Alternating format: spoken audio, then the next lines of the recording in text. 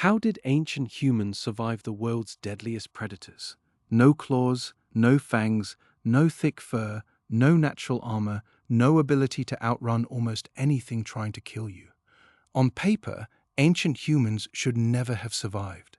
Compared to the predators sharing their world, massive cave lions, saber-toothed cats, giant hyenas, and packs of wolves built specifically to hunt large prey, a single early human standing alone in the open should have been an easy meal. And yet, somehow, not only did humans survive, they eventually became the most dominant species on the entire planet. How does a slow, clawless, fangless animal outlast creatures built like perfect killing machines? The answer isn't about strength, it's not about speed. It's about something far stranger and far more powerful. And by the end of this video, you're going to understand exactly why humans were never actually the weakest animal in the room, even when it looked that way. Let's start by being completely honest about just how outmatched early humans really were, physically. A saber-toothed cat could deliver a bite force and a set of teeth specifically evolved to tear through thick hide in seconds. Cave lions, some of the largest big cats to ever exist, were built to bring down prey many times their own size. Giant short-faced bears could stand well over 10 feet tall on their hind legs, with a bite powerful enough to crush bone effortlessly.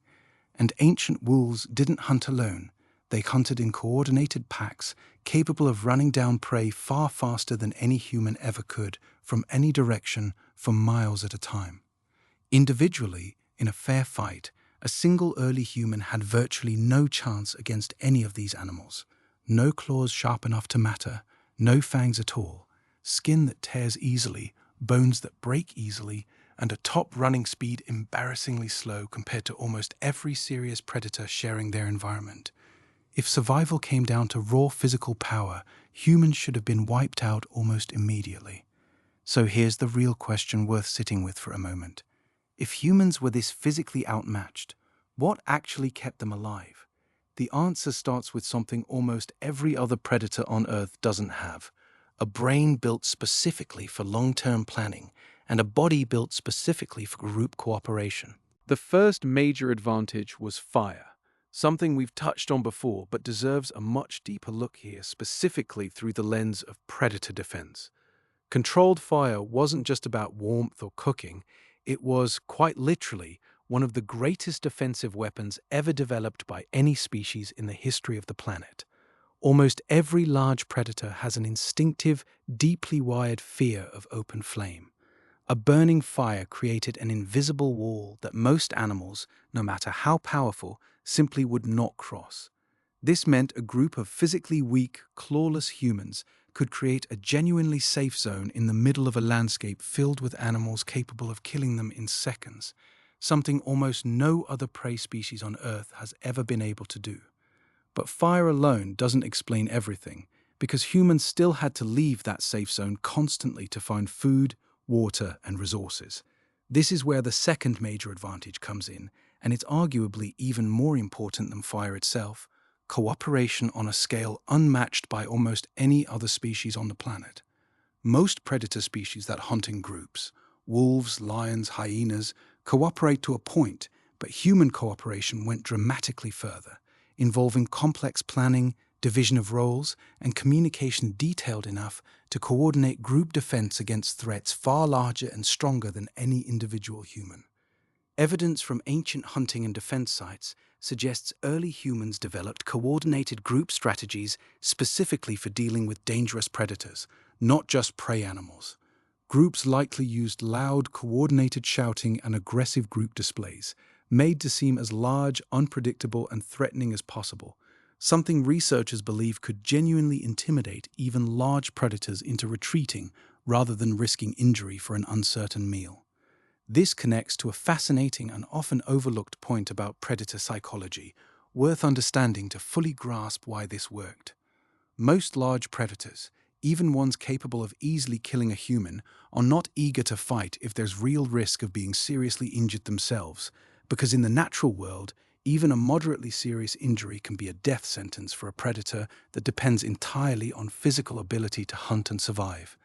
A pride of lions won't casually risk permanent injury for one uncertain meal when safer prey exists elsewhere. Early humans, through group cooperation, noise, and coordinated aggressive posturing, effectively made themselves look like a genuinely risky, costly target, not an easy meal worth the danger.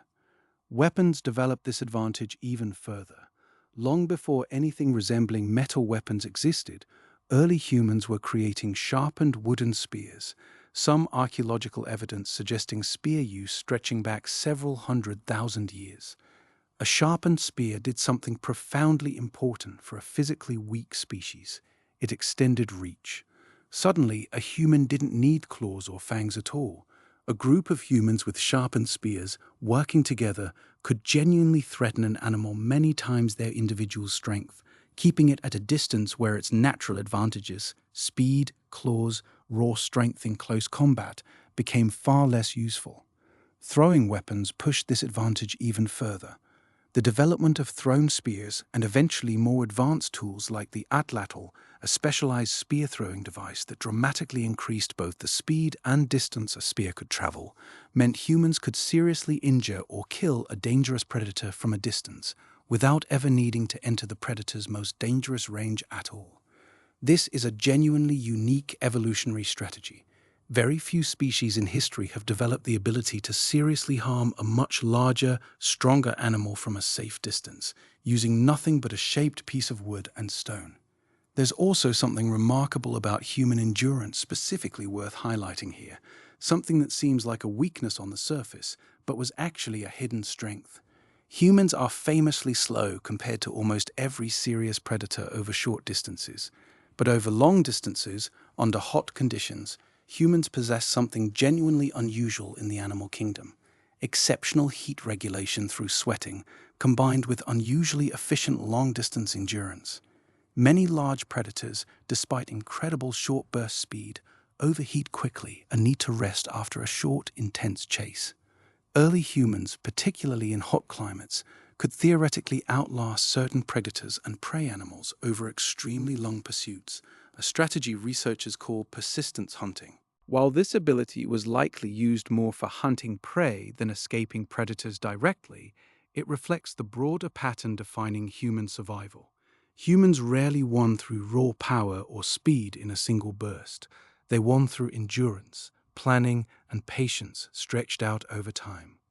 Beyond direct confrontation, ancient humans also developed something even more effective than fighting predators at all: sophisticated avoidance and environmental awareness.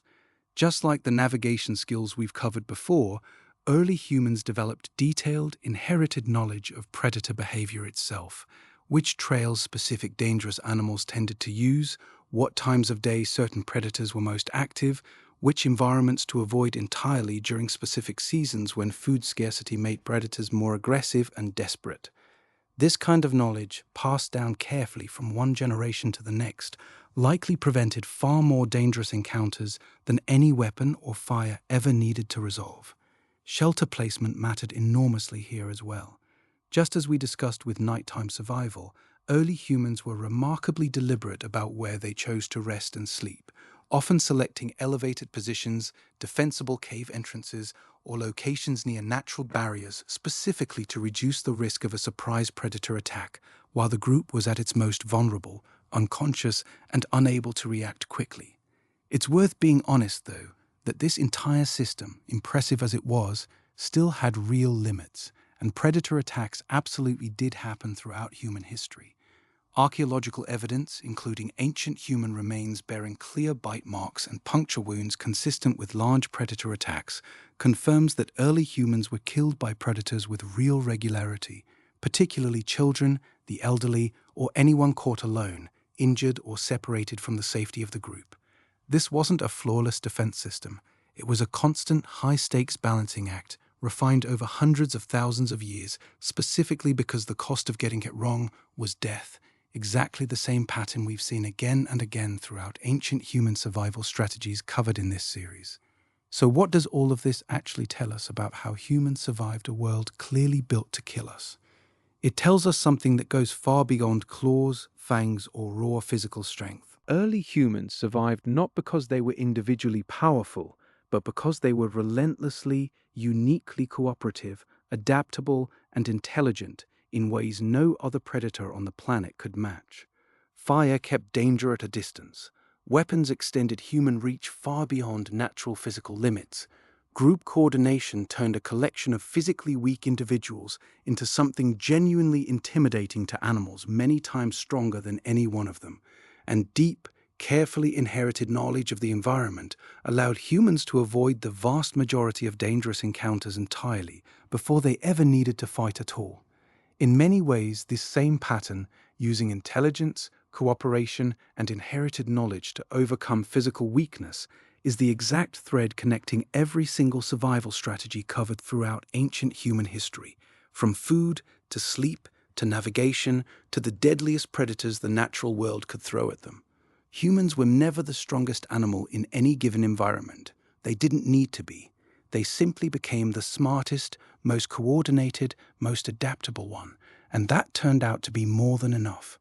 If this changed the way you think about how fragile and how powerful ancient humans actually were, you're going to want to see the video where we cover exactly what happened when ancient humans encountered something even more dangerous than any predator, other rival human groups, and how conflict between early humans actually played out.